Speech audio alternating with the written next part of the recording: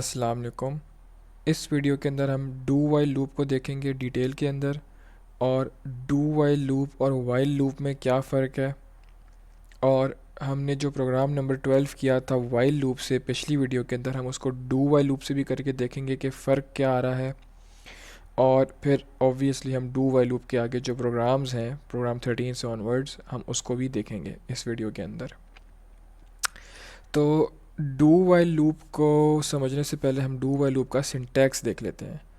ठीक है, तो डू वाइल लूप का सिंटैक्स ये है कि हमें लिखना होता है डू का कीवर्ड डू, फिर करली ब्रैकेट, सही है, और उस करली ब्रैकेट के एंड में हमने लिखना होता है वाइल। ठीक है, और इस वाइल के पैरेंथेसिस के बाद सेमी कॉलन लगाना मस्ट है। ठीक है, अब इसका मतलब क्या है? इसका मतलब ये, इस लूप का मतलब ये लूप चलता किस तरह है, वो ऐसे है कि डू यानी कि करो, करली ब्रेसिस या करली ब्रैकेट्स के अंदर जो कोड लिखा हुआ है उसको एग्जीक्यूट करो, डू करो, वाइल जब तक ये जो कंडीशन है पैरेंथेसिस के अंदर ये आपकी ट्रू है तब तक इस ब्लॉक ऑफ कोड को एग्जीक्यूट करते रहो। ठीक हो गया। तो अब हम एक सिंपल सा प्रोग्राम लिखते हैं। लेट सपोज हमने नंबर्स प्रिंट करने हैं 1 से लेकर 10 तक। ठीक है, तो int I is equal to 1। ये काम वैसे ही है जैसे हम वाइल लूप के अंदर करते थे। इनिशियलाइजेशन बाहर ही होगी और इंक्रीमेंट भी बॉडी के अंदर एंड में ही होगा। इन दोनों चीज़ों में कोई फ़र्क नहीं है।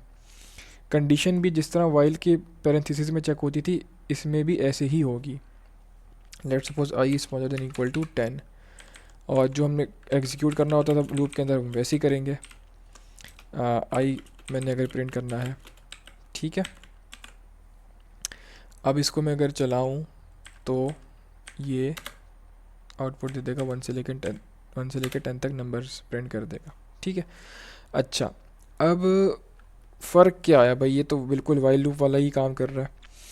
तो फ़र्क ये है भाई मेरे कि हमने ये करना होता है इसके अंदर, या ये होता ही है कि डू वाइल लूप के अंदर ये जो बॉडी है ये एक दफ़ा लाजमी एग्जीक्यूट होती है, चाहे ये कंडीशन वाइल के अंदर जो लिखी है ये फॉल्स हो या ट्रू हो, उससे कोई फ़र्क नहीं पड़ता। ठीक है, इसने ये बॉडी एक दफ़ा लाजमी एग्जीक्यूट करनी ही करनी है। ठीक हो गया। अब इसकी मैं अगर समझाऊँ इस तरह से, अगर मैं इसकी वैल्यू 21 कर दूँ तो भाई कंडीशन तो लिखी हुई है कि अगर आई छोटा है 10 से तो ये लूप चले, लेकिन मैंने इस टाइम आई रख दिया 21, तो इस लूप को असूलन नहीं चलना चाहिए। लेकिन क्योंकि मैंने बताया कि डू वाइल लूप में बॉडी एक दफ़ा एग्जीक्यूट होती है, तो इसका मतलब एक ना एक दफ़ा ये आई प्रिंट होगा लाजमी। तो अगर मैं इसको अब दोबारा चलाऊँ तो मुझे आई 21 प्रिंट होता हुआ नज़र आएगा। एक में मैंने सेव नहीं किया था। ठीक है, 21 प्रिंट हो गया। अब कंडीशन हमारी फॉल्स हो गई थी लेकिन फिर भी इसने प्रिंट कर दिया। क्यों? क्योंकि डू वाइल लूप की बॉडी एक दफ़ा लाजमी एग्जीक्यूट होती है। अच्छा, इतना सा फ़र्क है सिर्फ वाइल लूप और डू वाइल लूप के अंदर। ठीक है, अब हमने अपने प्रोग्राम नंबर 12 के अंदर ये करना था कि हमें एक नंबर एंटर करना था और हमने उसका स्क्वायर प्रिंट करना था। तब तक करना था कि जब तक नंबर जो है वो ज़ीरो नहीं होता। ठीक है, तो इस प्रोग्राम को अगर डू वाइल लूप से करें तो ये बहुत आसान हो जाएगा डू वाइल लूप से करना। क्यों? क्योंकि वहाँ पर हम वाइल लूप के अंदर सी आउट सी इन 2 दफ़ा कर रहे थे, मतलब नंबर जो है वो 2 दफ़ा इनपुट कर रहे थे, एक लूप से पहले और एक लूप के अंदर। और उस चीज़ से हम बच जाएंगे डू वाइल लूप अगर हम इस्तेमाल करेंगे। उसको मैं एक्सप्लेन भी कर देता हूँ, पहले हम प्रोग्राम लिख लेते हैं। तो मुझे एक नंबर चाहिए इंट n। ठीक है, अब मुझे सी आउट करना होगा, सी आउट एंटर अ नंबर। ठीक है, सी इन, और मैंने n इनपुट करना है। और अब मुझे चेक करना है कि अगर n जो है वो इक्वल टू 0 नहीं है, ठीक है, इसका इस साइन का मतलब होता है नॉट। ठीक है, तो अगर मेरा जो n है अगर वो 0 नहीं है तब तक ये लूप चलता रहे। ठीक है, या ग्रेटर देन 0। ठीक है, और मुझे क्या करना है, प्रिंट करना है स्क्वायर, सी आउट n इंटू n। और यहाँ पे \n ताकि हम हर दफ़ा एक नई लाइन पे प्रिंट करें। अब इस प्रोग्राम को मैं चलाऊँगा और फिर साथ में ड्राई रन करके बताऊँगा कि हो क्या रहा है। सही है। तो मैंने एक नंबर एंटर किया 5, इसने स्क्वायर प्रिंट कर दिया 25। मैंने एक नंबर एंटर किया 7, इसने स्क्वायर प्रिंट कर दिया 49। मैंने एक नंबर एंटर किया 3, इसने स्क्वायर प्रिंट कर दिया। अब अगर मैं 0 प्रिंट करूँगा तो ये लूप जो है वो ख़त्म हो जाएगा। ठीक है। अब इसमें और जो हमने इसी प्रोग्राम को वाइल लूप से किया था उसमें फ़र्क क्या आ रहा है। तो भाई देखो, हमने पहले सी आउट किया और सी इन किया था, मतलब सी इन किया था, एक नंबर इनपुट किया था वाइल लूप से पहले। क्यों? क्योंकि हमें वाइल लूप की कंडीशन लगानी थी, क्योंकि वाइल लूप की कंडीशन पहले चेक होती है। डू वाइल लूप में एक दफ़ा बॉडी एग्जीक्यूट होती है, फिर कंडीशन चेक होती है। तो इसलिए मुझे क्या करना था, मुझे उस टाइम पे सी इन करना था लाजमी, ताकि मैं वाइल की कंडीशन को चेक कर सकूं। अगर मैं सी इन नहीं करता तो एन की तो वैल्यू कुछ होती ही नहीं। ठीक है। लेकिन यहाँ पे केस मुख्तलिफ है।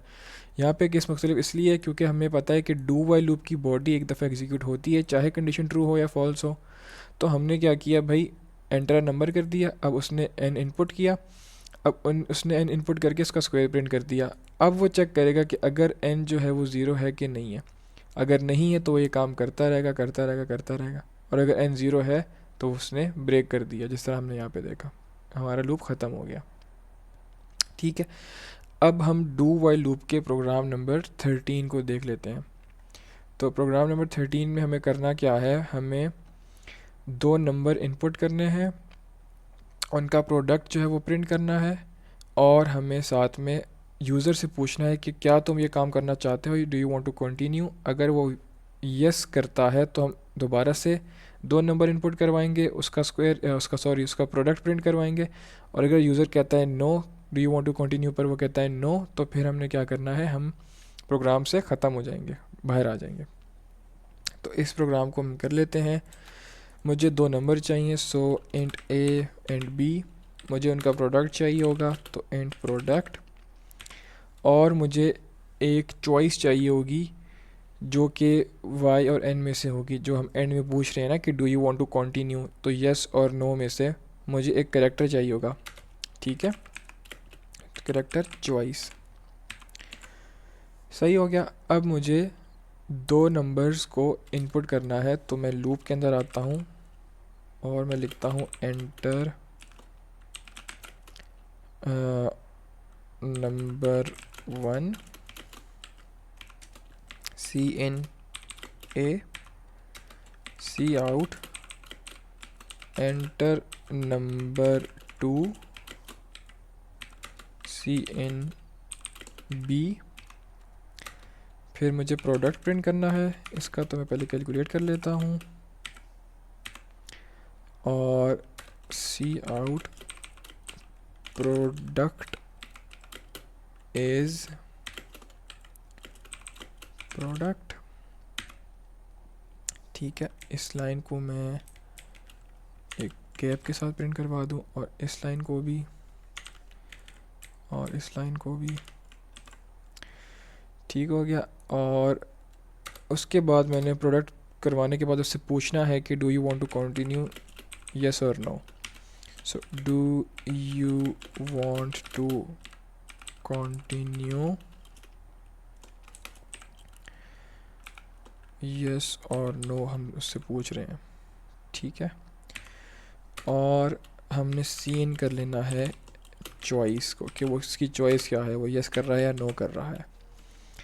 और हमने इस लूप को चलाना है कि जब तक चॉइस जो है वो नो नहीं हो जाती, इक्वल टू, क्योंकि कैरेक्टर है तो कैरेक्टर n, अगर वो n प्रेस करेगा यानी कि नो प्रेस करेगा तो भाई वो कंटिन्यू नहीं करना चाहता, हम इस लूप से ख़त्म हो जाएंगे, ब्रेक हो जाएंगे। ठीक है।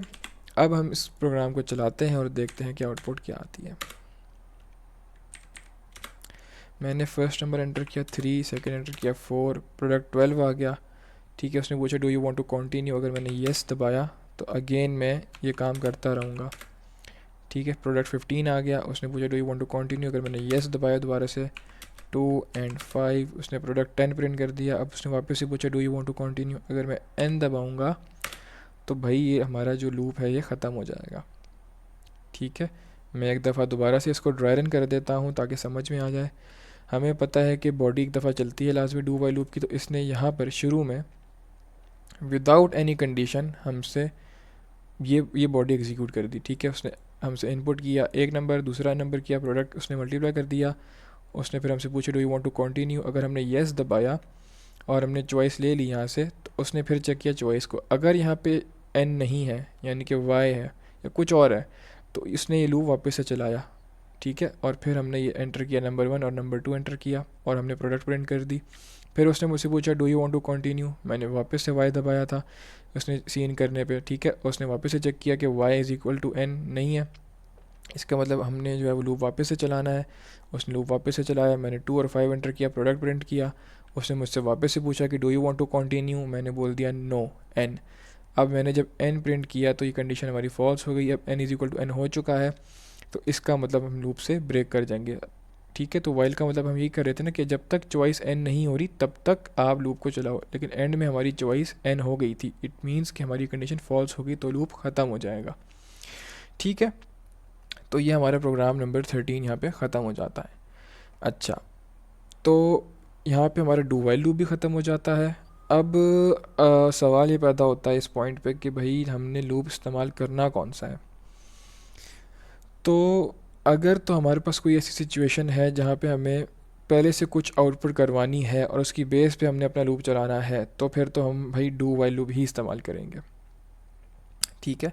वरना अगर सिंपल लूप लगाना है विदाउट डिस्प्लेइंग एनीथिंग जो हमें पहले से डिस्प्ले करनी है, सिंपल सिर्फ लूप लगाना है, तो आप फॉर लूप लगाओ चाहे वाइल लूप लगाओ, it's totally up to you. दोनों की बेसिक्स और दोनों का जो वो है लॉजिक वो सेम लगती है, फ़र्क सिर्फ सिंटैक्स का आता है। तो जो जिसकी सिंटैक्स आसान लगे समझने में आप उसको अडॉप्ट करो और उसको जो है वो इस्तेमाल करो। मोस्टली प्रोग्रामर्स जो हैं वो फॉर लूप को ही प्रेफर करते हैं क्योंकि वो सिंटैक्स फ्रेंडली है, उसमें एक ही लाइन में आप सब कुछ कर देते हैं और फिर आपको सिर्फ बॉडी का ध्यान रखना पड़ता है, ठीक हो गया। तो हमारा यहाँ पे डू वाइल लूप ख़त्म हो जाता है।